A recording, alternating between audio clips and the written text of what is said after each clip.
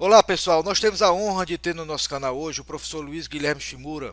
O Shimura é presidente do IBRE e essa semana tanto ele assina a carta do IBRE como ele tem uma longa entrevista nesse domingo na Folha de São Paulo. De certa forma, os dois documentos ele alerta para a importância do setor público, não só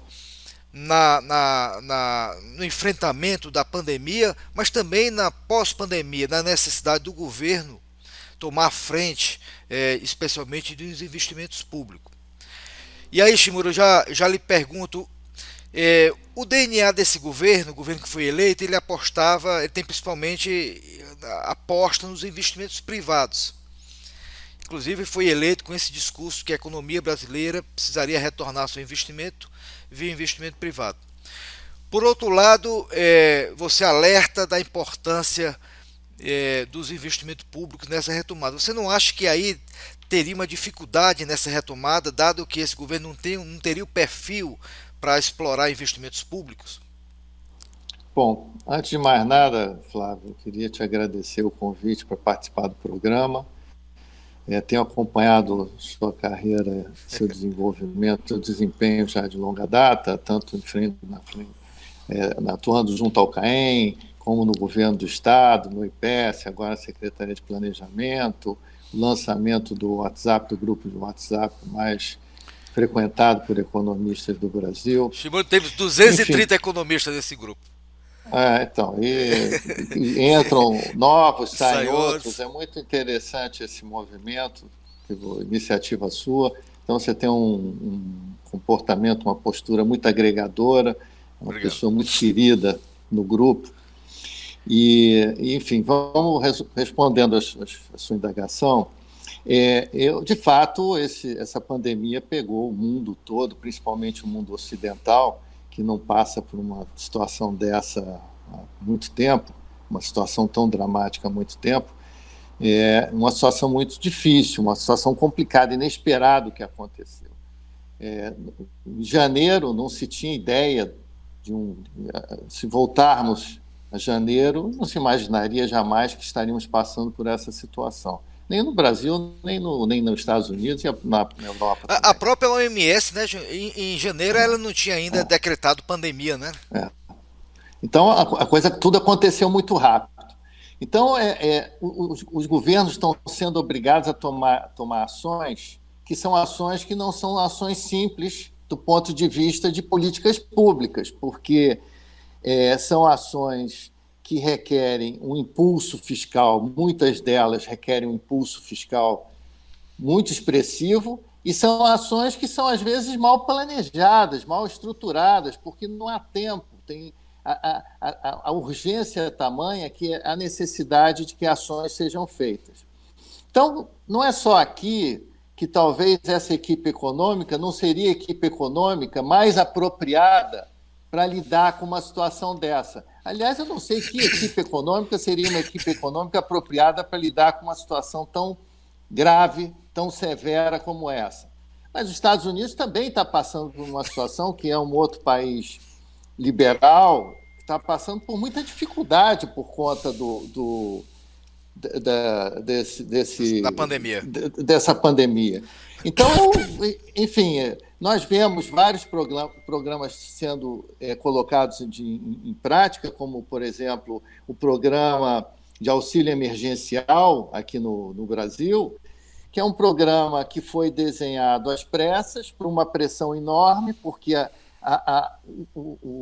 a crise viródica estava se aproximando, a economia estava parando claramente, travando, uma queda em todos os indicadores, principais indicadores antecedentes já apontavam uma queda dramática no desempenho da economia, e havia necessidade de mitigar o impacto sobre a classe trabalhadora, que, parando as empresas, pararia a classe trabalhadora.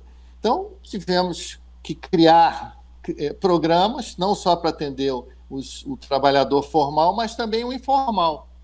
E na falta de cadastros, na falta de uma estrutura institucional que permitisse chegar nesse trabalhador informal, acabou se despejando uma quantidade enorme de recursos, são os R$ 600 do auxílio emergencial, que nós não sabemos ao certo ainda se focamos em todas as pessoas que, de fato, deveriam ser atendidas pelo programa e quantas que não deveriam ter sido atendidas estão sendo atendidas indevidamente.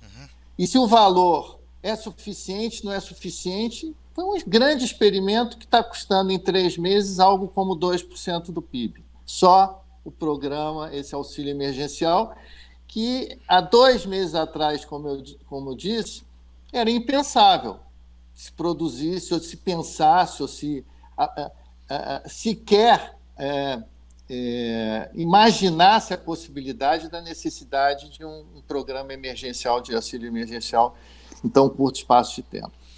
Mas lá na carta da Revista da Conjuntura Econômica, você fala da importância do governo federal propiciar uma coordenação tanto a nível estadual, municipal, do enfrentamento dessa questão. E isso parece que não está acontecendo, né? Quer dizer, a importância dessa coordenação, ela não está acontecendo na necessidade ou na velocidade que a gente precisaria. Você acha que isso ainda tem espaço para melhorar dentro desse quadro político? De alguma forma, a relação dos governadores com o governo federal tem uma relação até um pouco mais complexa, né? O que preocupa muito aqui, Flávio, é que nós já temos características institucionais e socioeconômicas que dificultam lidar com uma situação grave como essa. Dificultam mais do que nos países do primeiro mundo. Aqui temos comunidades, a distribuição de renda, além da renda per capita ser muito baixa, relativamente ao primeiro mundo, mais baixa, nós temos também uma distribuição de renda muito pior. Desigual, né? Do que o primeiro mundo, muito mais desigualdade. Aqui temos muitas comunidades. A comunidade é uma realidade, as comunidades aqui é uma questão estrutural nossa. Então, não é a realidade nem da Europa nem dos Estados Unidos. Então, nosso problema é mais complicado desse ponto de vista. O trabalhador informal, que eu me referi há pouco, é um problema mais brasileiro, não é um problema do primeiro mundo, é um problema mais dos países em desenvolvimento, os países mais pobres. O primeiro mundo não tem uma quantidade tão grande de emprego informal como tem aqui no Brasil. E esses países do primeiro mundo, eles estão, de uma forma ou de outra, tentando se organizar e se organizando e recebendo apoios dos partidos de oposição, dos partidos de situação, recebendo apoio dos partidos de oposição, para se coordenarem, para evitar o pior. Que o problema já está aí, tá? Ninguém tem dúvida que o mundo vai sair pior dessa crise.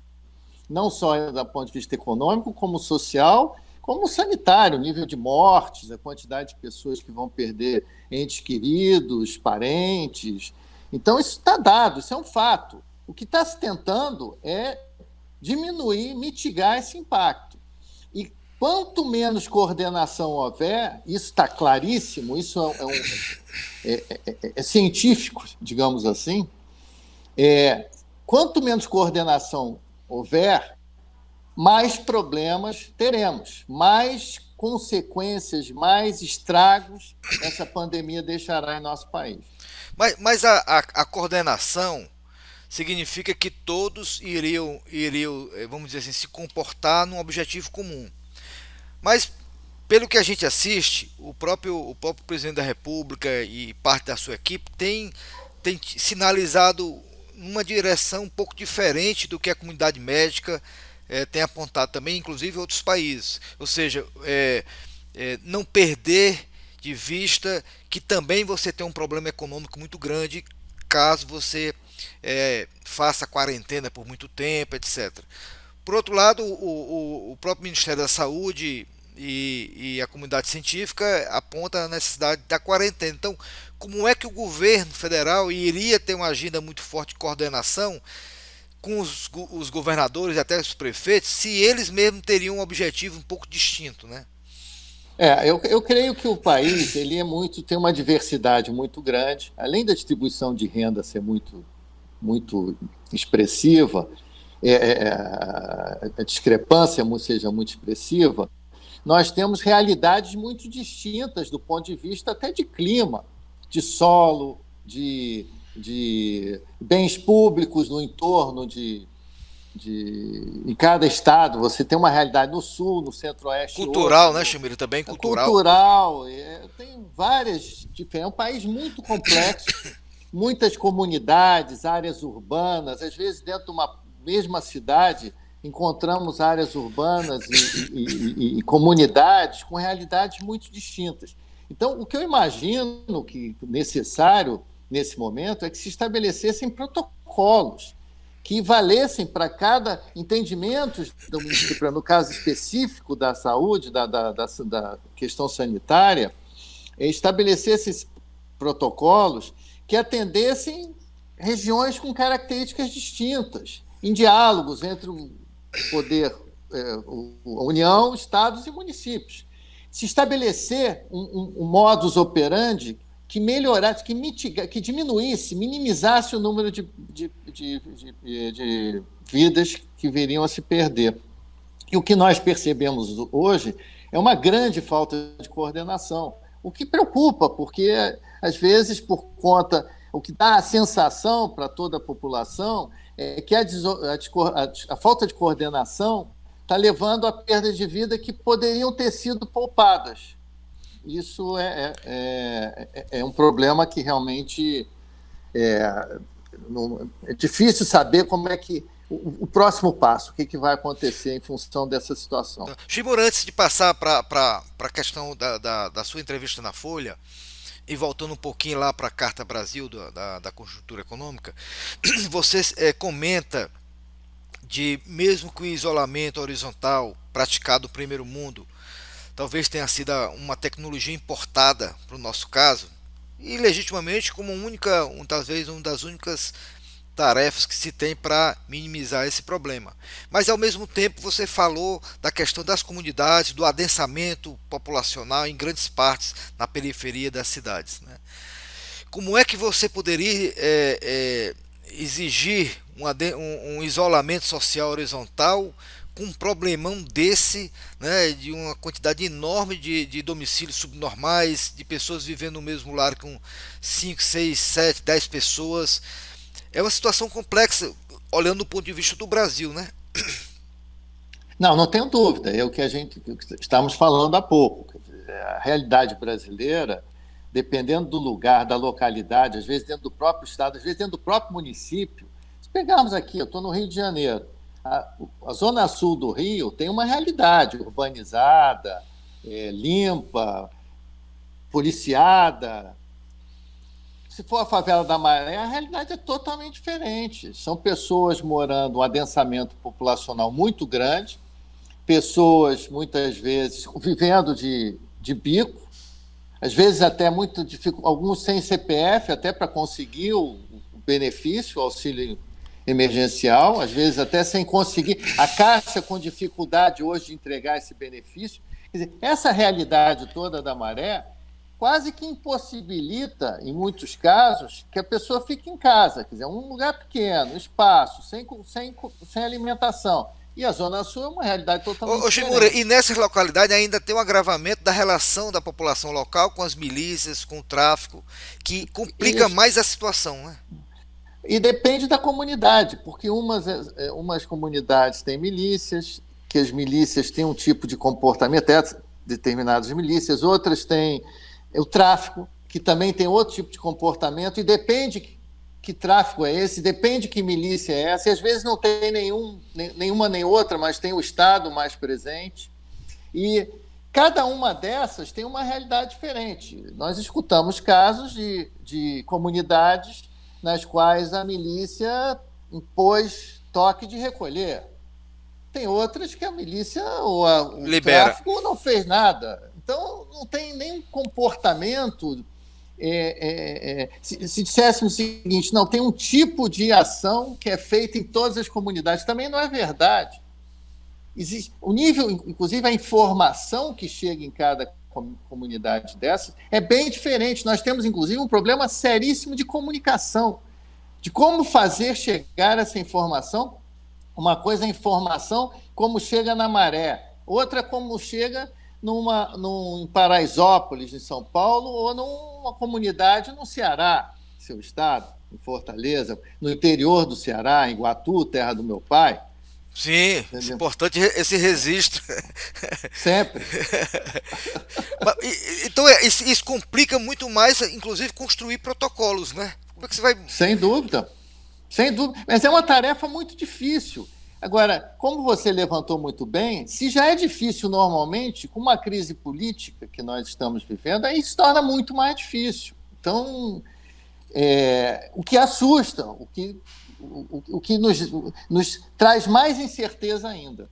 E para fechar a carta e a gente já entrar diretamente no tema da sua entrevista hoje na Folha, você fala também como no outro aspecto muito importante na questão da pandemia é o problema jurídico, a litigância jurídica que vai acontecer no Brasil pós pandemia, porque diversos contratos vão ser quebrados e aí isso vai gerar um problemão por muito tempo, né? Quer dizer, isso complica mais ainda uma possível retomada da atividade econômica no futuro, né?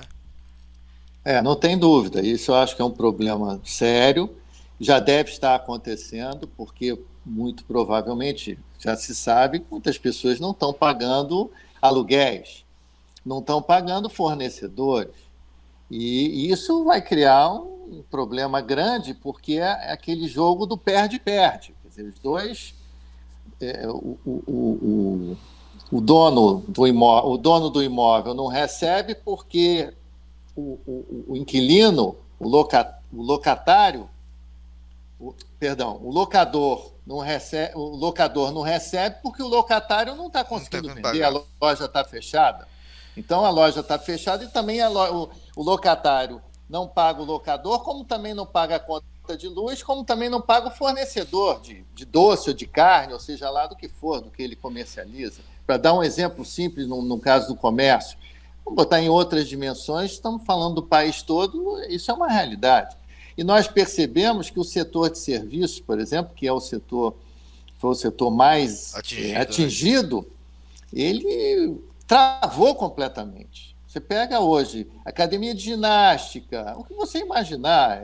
Salão de beleza, né? Salão de beleza, lojas de quitutes, qualquer coisa desse jeito, loja de roupa, menores e tal. Tem uma dificuldade danada hoje de se posicionar. Houve uma mudança, inclusive, do comportamento do consumidor muito grande. Também muda totalmente o padrão de consumo. Então, tem muitas variáveis que mudaram de comportamento que é difícil antecipar, difícil entender até a lógica, que foi muito rápido, foi uma coisa muito súbita. Ou seja, contratos foram quebrados e vão ser quebrados, o que faz com que toda a dificuldade, né, vamos dizer assim, de se estabelecer novos negócios aumente mais ainda, né? E esse tema tem sido pouco discutido, né, Shimura? A gente não tem percebido ainda as pessoas preocupadas muito com essa questão. E porque o que assusta, Flávio, do ponto de vista do Brasil, é que nós sabemos da nossa justiça, há muita crítica com relação à demora nas tomadas de decisão. Então, como é que após a pandemia, passado o pior, como é que serão resolvidos esses conflitos? Serão criados câmaras de resolução de conflito? O que será feito? O que o judiciário pode fazer efetivamente para solucionar esse problema?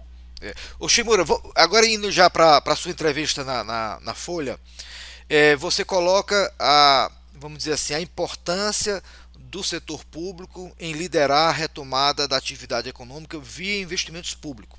O nosso colega do IBRE, Manuel Pires, tem apontado, não só na União, mas nos estados, menores níveis de investimento público desde o pós-guerra, né?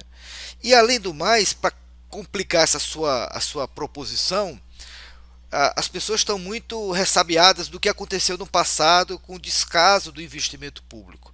E aí você vem propondo mais uma vez a importância do investimento público para a retomada do crescimento econômico do Brasil pós-Covid-19. Você não acha que essa sua tese tem alta probabilidade de ser rejeitada, dado o histórico do país nesse respeito?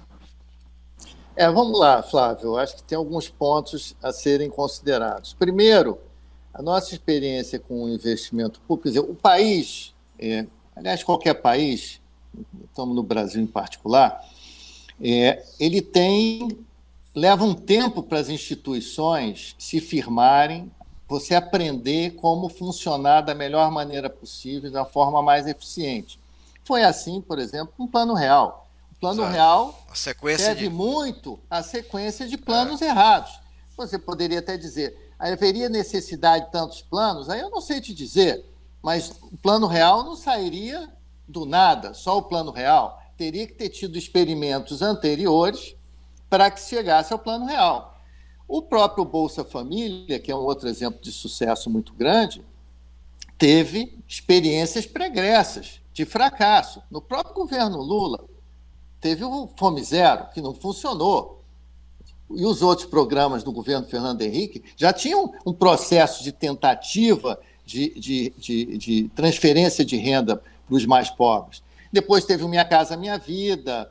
Enfim, tem um processo de qualquer país, é um processo de aprendizado institucional. Então, a lei de responsabilidade fiscal, até ser construída, agora vimos que tem teve problemas, precisa de aprimoramentos. É assim que se constroem as instituições. E o caso do investimento público, na minha opinião, com o PAC, vai um pouco nessa linha. O que foi feito no primeiro momento foi um programa que foi estruturado de uma forma que se mostrou ruim, mas muito investimento, muito gasto foi feito que não foi concluído. Então, ficou-se só com o custo e agora na margem. Que o custo, que uma história, não está se falando na decisão de começar um novo empreendimento, está se falando em terminar um empreendimento cujo custo, boa parte dele já foi incorrido. O pessoal do Ministério da Infraestrutura, aliás, como o setor público em geral, tem quadros excelentes, pessoas que já estão no setor público há muito tempo e conhecem profundamente o setor de infraestrutura. O próprio exemplo é o ministro Tarcísio Freitas, que já está lá há muitos anos. Então, ele tem uma lista, pelo que eu vi na imprensa, não conheço detalhes, mas de projetos que poderiam ser viabilizados a um custo relativamente baixo para o retorno que trariam. Então, eu acho que é hora de lançar mão disso. Isso é uma possibilidade. O Estado vai estar com uma dívida muito alta, eu não tenho a menor dúvida. Mas o que eu estou sugerindo é o seguinte: existem projetos com retorno alto. Aí pode-se argumentar o seguinte: mas será que não poder-se esperar um pouco mais para deslanchar esses projetos? A questão, Flávio, aí entramos no outro ponto da discussão, que é o seguinte: eu acho que a retomada via setor privado ela não vai acontecer por um motivo muito simples. O setor privado vai estar muito debilitado na saída da crise. Então, imaginar que o setor privado dê resposta rápida assim que a pandemia, de alguma maneira, for solucionada, eu acho que é ilusão. E as expectativas, né, Shimura, para frente do setor privado, muito nebulosas, né? São nebulosas e negativas. Negativa. Então, o que acontece? Não esqueçamos do seguinte: quando houve a reforma da Previdência, se imaginava que a economia ia deslanchar. E não aconteceu isso. O que houve na época? Uma pressão imensa da classe política para que o desemprego caísse. O desemprego, à época, estava quase 13%, a taxa de desemprego. Então, houve uma pressão política enorme. E o governo reagiu como? Um governo de uma equipe econômica dita liberal lançou mão do FGTS. Liberou o FGTS. Por quê? Porque ou era liberar o FGTS ou alguma outra coisa ia acontecer. Então, achar que a classe política, os deputados, os senadores, os vereadores, não vão se mobilizar para que algo seja feito para diminuir a taxa de desemprego, estamos falando de uma taxa de desemprego na retomada não abaixo de 18%. 18% os números que tenho visto, inclusive no IBRE e tudo, é o mínimo, é o número mais favorável que se encontra por aí. É o piso, né? É o piso, é daí para mais. Então, a pressão política para que algo seja feito será enorme.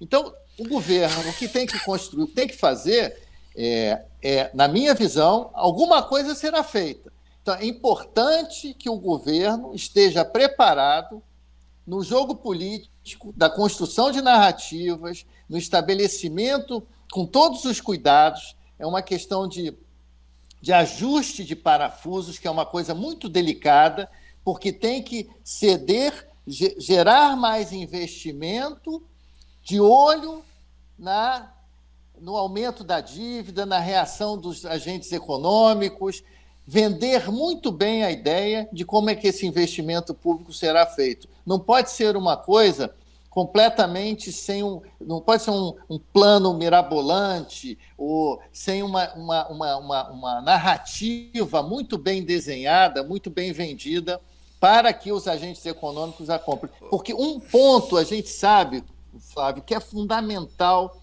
nesse processo, é que a dívida, no final dessa pandemia, que ela é uma crise de curto prazo. O Brodel definia que as crises existiam crises de curto, médio e longo prazo. A pandemia é claramente uma crise de curto prazo. Então, ela vai acabar um momento, daqui a 6 meses, um ano e meio. Quando ela acabar, nós temos que estar preparados para essa retomada. E o governo, é importante que ele esteja preparado para a retomada, e o cuidado que tem que ter é que, como a dívida estará muito alta, teremos gasto muitos recursos nessa época, a dívida vai estar acima talvez de 95% do PIB, o juro de pagamento da dívida, o R, a taxa de juros, vai estar, é uma variável de uma sensibilidade enorme. Não podemos brincar com ela. Porque uma coisa é uma taxa de juros que remunera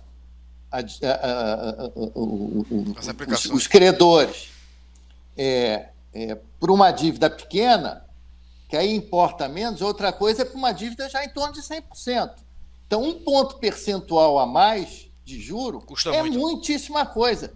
Está falando de 1% do PIB ao ano.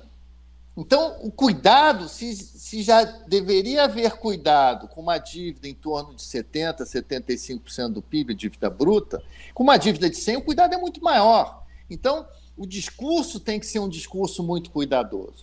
E eu acho que dá para construir. Mas deixa eu lhe perguntar uma coisa. Essa pandemia chega exatamente quando estava no Congresso, o Congresso ia começar a discutir a reforma tributária. E aí chega a pandemia e talvez vá colocar, quer dizer, como é que fica a agenda da reforma tributária agora nessa situação ou pós-pandemia? Porque pelo que você está me falando, parece que a agenda vai ter que ser outra. Ou não? Eu acho que sim. Eu acho que sim, Flávio. Eu acho que, primeiro, eu acho que a reforma tributária ela dificilmente avançará, porque a reforma tributária já estava com uma dificuldade grande de avançar por um motivo simples. A reforma tributária que se pretendia seria uma criação de um novo sistema no qual a carga tributária se manteria inalterada. Então, se a carga tributária se mantém inalterada, quem viesse a se beneficiar da reforma, teria que ter alguém que se prejudicasse com a reforma, porque ao se manter a carga no mesmo nível, para alguém ganhar, o outro tem que perder. Então, o que estava acontecendo era uma batalha entre os possíveis ganhadores e perdedores. É isso que acontecia na reforma tributária naquele momento. E o grupo que estava, digamos assim, no alvo, na mira, era o setor de serviços. Esse é que seria mais atingido na reforma tributária que estava em progresso. Não estou entrando no mérito se deveria ou não deveria, mas essa é a lógica da reforma que estava em andamento. O que vai acontecer agora é que quem vai sair mais machucado da crise é o setor de serviços. Então, eu não consigo enxergar uma reforma tributária na qual o setor de serviços seja o mais afetado. Então, eu não consigo imaginar que, no primeiro momento, a reforma que venha à balha seja a reforma tributária. E eu acho que é mais fácil tentar caminhar numa outra agenda, que seria a reforma do Estado. Eu acho que a reforma do Estado é uma reforma que tem mais chance de prosperar após a crise.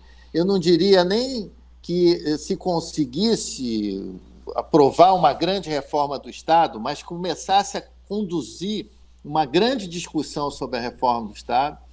E eu estou falando aí, não é uma reforma administrativa, de se pensar em como diminuir salário de servidor público, não é uma discussão de estabilidade, isso é uma discussão menor na pauta. A pauta é uma discussão muito maior. Nós estamos falando agora de um Estado que precisa se reinventar no Brasil. É um Estado, que, por exemplo, é um ponto que eu gosto de chamar a atenção. Essa crise, nós, em momento nenhum, estamos falando, imaginando o setor privado resolvendo o problema. A expectativa é de que o Estado trazendo programas para complementar salário do trabalhador formal, o Estado gerando programas para apoiar o trabalhador informal, o Estado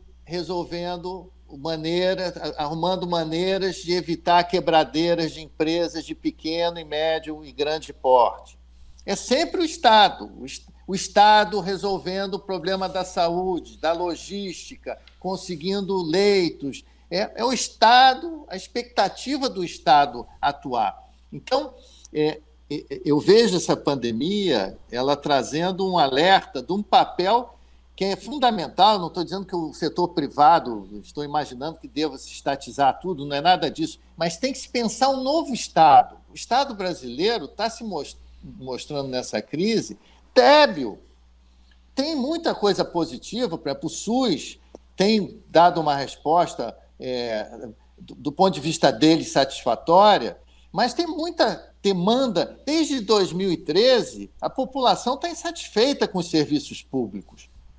Então, agora, com essa pandemia, ficou claríssima a necessidade de repensar o Estado brasileiro. O Estado brasileiro tem que ser muito mais eficiente, ele tem que focar muito mais no cidadão, tem que ter uma outra lógica de comportamento, a lógica da inteligência na segurança pública, que fica de lado em muitos estados, a lógica da própria saúde, não ter equipamentos, a falta de máscara. Será que não faz sentido ter algum tipo de reserva logística ou empresas ligadas que façam algum tipo de ação nesse sentido, ou países próximos que produzam, que tenham um acordo de comércio conosco, específico para esse tipo de mercadoria? Não sei, é tanta coisa que se tem que construir em torno de um Estado que seja um regulador, que seja um Estado que provedor de serviços públicos de mais qualidade, de mais eficiência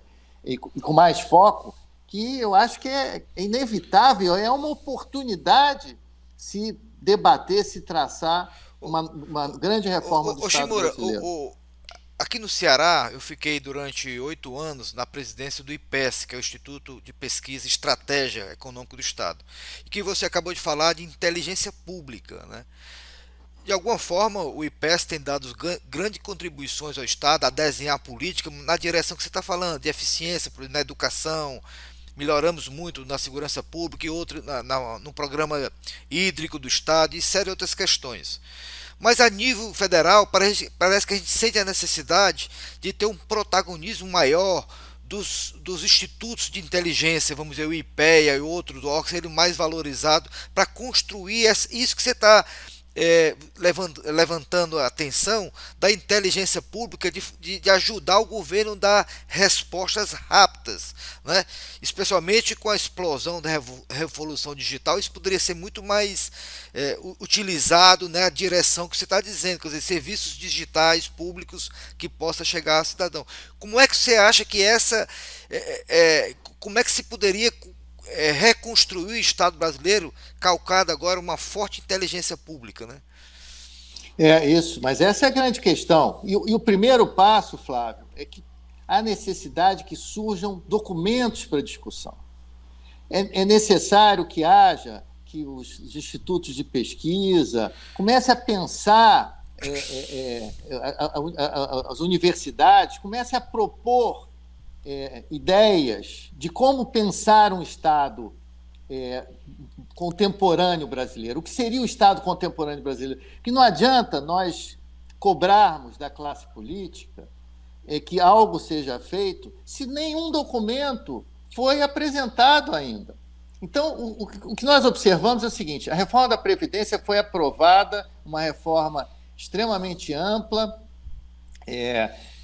em linha, mais em linha com a realidade da nossa, da idade da nossa população, mas foi um processo longuíssimo. A reforma da Previdência, você, tua tese de doutorado, você orientou, você a fez no final da década do século passado. E eu tive a honra de ter você como meu orientador. Foi uma satisfação muito grande. Mas não foi no final do milênio passado, foi outro milênio. Faz tanto tempo. Tem mais de 20 anos. Faz mais de 20 anos que está discutindo. O governo Fernando Henrique, desde o governo Fernando Henrique, vem se discutindo seriamente propostas de reforma da Previdência. O governo Fernando Henrique aprovou alguma coisa, o governo Lula aprovou alguma coisa, o governo Dilma aprovou alguma coisa, o governo Temer tentou aprovar. É uma briga incansável. Isso é um processo de dia após dia, de documentos, academia sugerindo coisas. Não adianta nada você falar em reforma do Estado se não tiver documentos para discutir.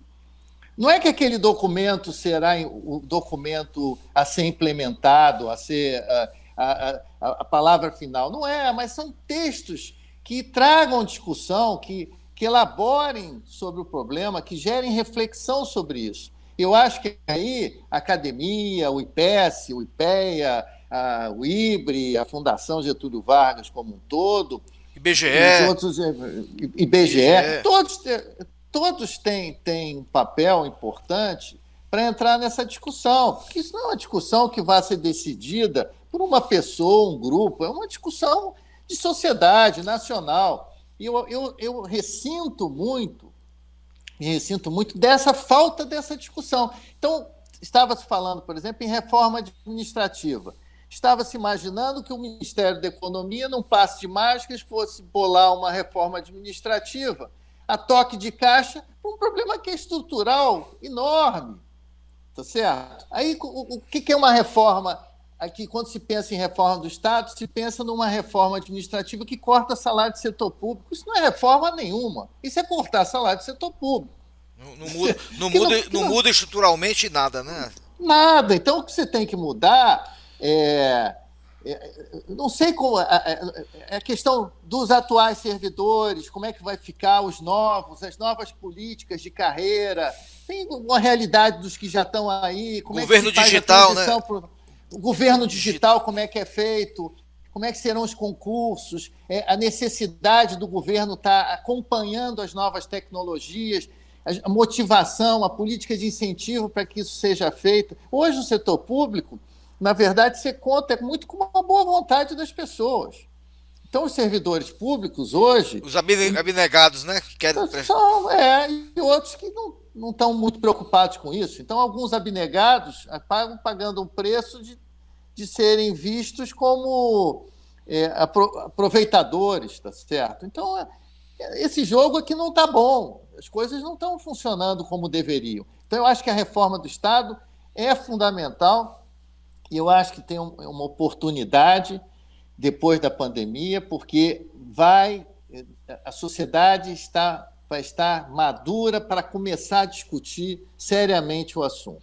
O, o- e nesse aspecto do investimento público, só reforçando o seu ponto, quer dizer, o investimento público ele também tem que ser feito com critério, escolhido as melhores estratégias, acompanhar, monitorar e avaliar o investimento. Por exemplo, no estado de Ceará, o IBRE nos deu uma grande contribuição, atualizando, quer dizer, construindo uma matriz de insumo-produto e construindo um modelo de equilíbrio geral que permite a gente agora, Shimura, ao desenhar um investimento, ter mais precisão do impacto daquele investimento público na economia como um todo, na geração de empregos.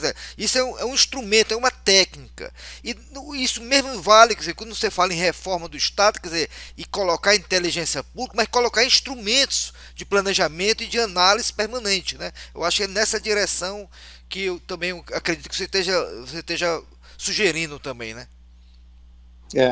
Enfim, eu acho que tem que ter um repensar o Estado brasileiro, claro. Então, eu acho que tem vários aspectos, você está citando um, tem diversos aspectos desse novo Estado brasileiro. O comportamento da defesa do interesse difuso. Eu acho que hoje existe um grande problema no Brasil, que é a, a força que tem os grupos de pressão. Grupos de pressão organizados hoje no Brasil, que tenham dinheiro, recursos, eles têm um poder tremendo junto à classe política. E é difícil se contrapor a eles. Naturalmente, quem faz essa defesa do interesse difuso, do interesse de todos nós, é muito setor público. É a classe, são alguns organismos do setor público. No caso, por exemplo, da concentração, são os órgãos de defesa da concorrência, as agências reguladoras, em outros casos, para proteger contra empresas farmacêuticas ou de energia que querem cobrar mais do que devem, ou o Ministério Público para averiguar práticas equivocadas, o próprio assessoria da Câmara e do Senado poderia ajudar na reflexão sobre as leis, não do lado político, mas dos estudos, como existe da IFE, que levanta os custos. Você tem que levantar impactos de alguns projetos que estão tramitando. Quem ganha e quem perde. Não é dizer o que tem que fazer, mas surgiu um projeto novo. Era importante que, de alguma maneira, se soubesse quem está ganhando e quem está perdendo com aquilo. O que vai se conseguir com aquilo? Então, essa discussão, isso cabe ao setor público, a inteligência do setor público. Como é que se envolve mais essas pessoas? É óbvio que a academia, mesmo o setor privado e tudo, pode ajudar nessas discussões, mas o setor público tem que ter um papel central. Eu acho, por exemplo, o Ministério Público tem um papel primordial, não só no combate à corrupção, como pela rede deles, o capital humano que eles têm e a rede que eles têm de pessoas que está espalhada pelo país, tem um papel muito grande de defesa do interesse difuso mesmo, das pessoas que estão mais vulneráveis. Mas não é com política assistencialista, não é assim que se vai resolver o problema do Brasil. As polícias assistencialistas nós já temos muitas. Não precisa de mais política assistencialista hoje. Para mim, para resolver o problema hoje das pessoas menos assistidas, as pessoas mais vulneráveis, menos abastadas hoje no Brasil, é focar nas pessoas mais abastadas, que ali é que está o problema. Que elas é que conseguem vantagens, aprovam leis, pagam menos tributo do que deveriam, conseguem ganchos legais para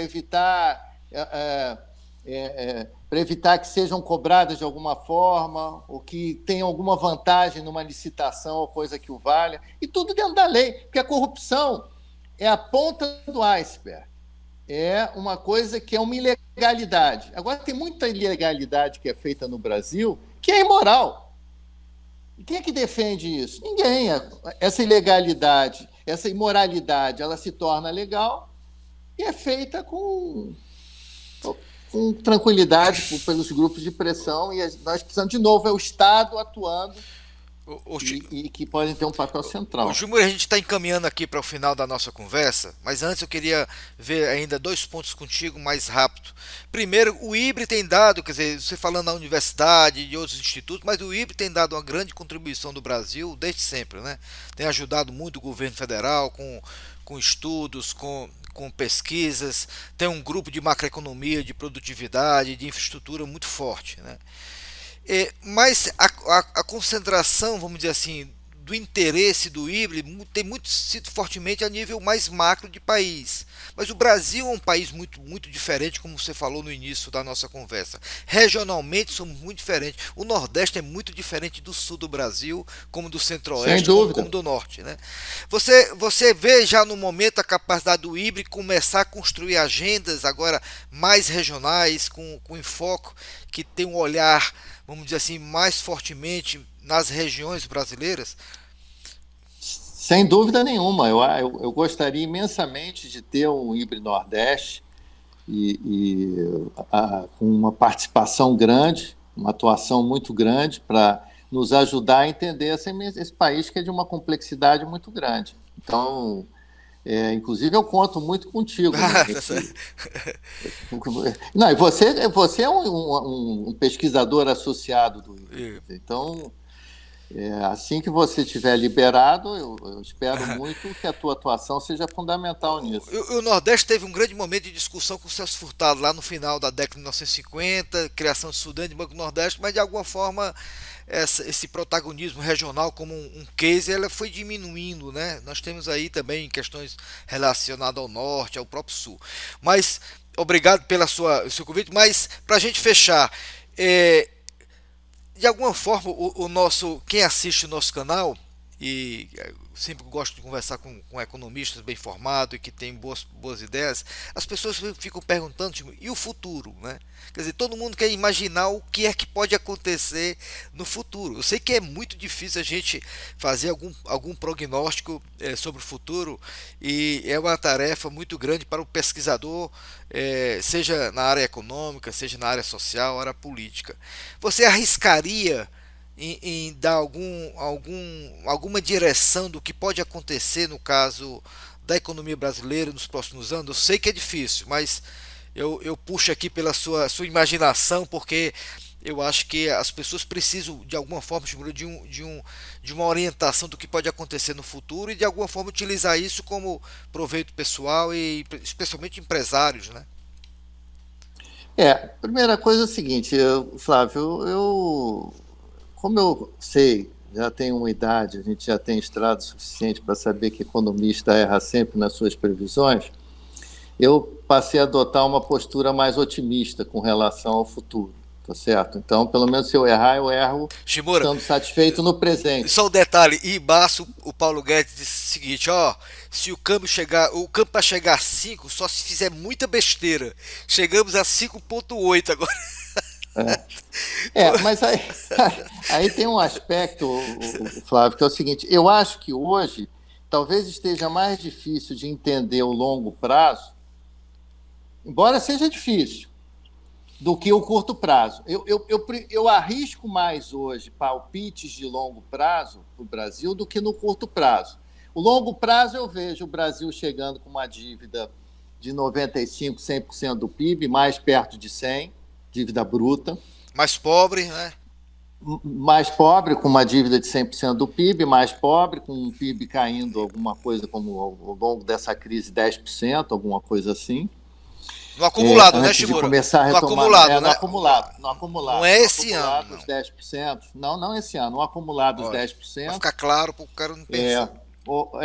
Ou alguma coisa em torno disso, e a dívida em torno de Juros, 100% do PIB. juros, inflação. Aí, inflação, juro, eu tenho impressão que baixos, tá certo? Juro e inflação baixos. Aí é que vem meu Sua palpite angústia, com né? relação ao longo prazo. Não, aí vem o meu palpite com relação ao longo prazo. Eu creio que o juro no mundo ficará muito baixo, então teremos uma dívida de 100% do PIB, que é alta para níveis internacionais quando comparado com nossos pares, e mesmo os outros países se endividando 100% ainda será alta, e teremos mas o juro baixo no mundo.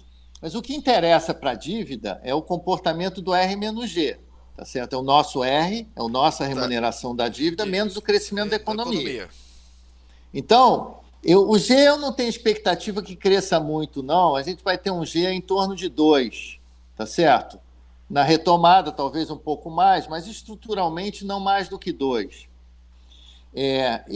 Então, se tivermos um R em torno de 2 e um G em torno de 2, não precisamos gerar nem... Bastamos zerar o déficit, que a economia vai caminhar com uma certa tranquilidade. É óbvio que não será um mundo dos sonhos, mas caminhará sem risco de solvência. Então, eu vejo um cenário no qual o risco de solvência, não vou dizer que seja baixo, mas eu acho que é administrável, por conta se o juro no mundo estiver baixo e se nós conseguirmos, que eu acho que conseguiremos, administrar as despesas públicas, que eu creio que isso será possível, porque, na minha opinião, o país, depois dessa reforma da Previdência, mostrou já uma maturidade da importância que é na manutenção das despesas sob controle. Então, eu vejo um quadro não alvissareiro, mas um quadro também não desesperador. Complicado é o momento que vivemos. Esse é muito difícil fazer prognóstico. Eu não gosto... A Silvia lá, com todo o seu talento e capacidade dela e da sua equipe, do Boletim Macro, tem feito 1000 estudos e ela mesma se vê meio perdida. Você está se referindo a Silvia Matos? Silvia Matos, que é a coordenadora do Boletim Macro do IBRE.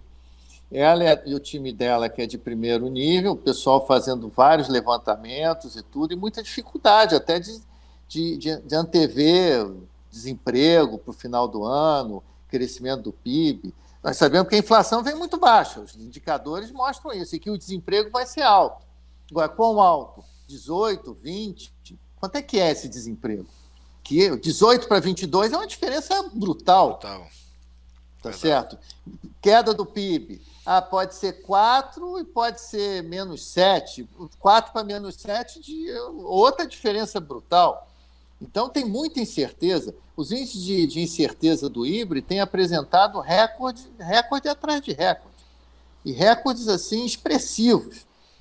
Desde 2000, em março foi recorde da nossa série, que começou em 2000, e em abril bateu o recorde em cima daquele recorde. E recorde, assim, com um distanciamento grande. É impressionante. Os nossos indicadores, os nossos índices de confiança, todos dissolvendo. Serviço, indústria, consumidor, tudo indo ladeira abaixo. Parece um filme de horror. Quem olha só os índices de confiança nossos, parece que você está num trem fantasma. E não temos na história a situação semelhante a essa, né?